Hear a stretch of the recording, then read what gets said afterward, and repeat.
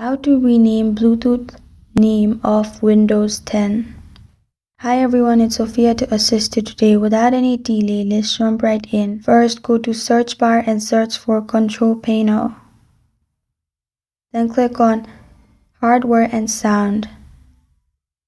Then click on Devices and Printer, and you will find all the devices that is connected to your device.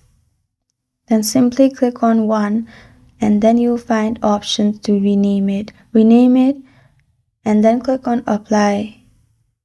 And then you can click on OK.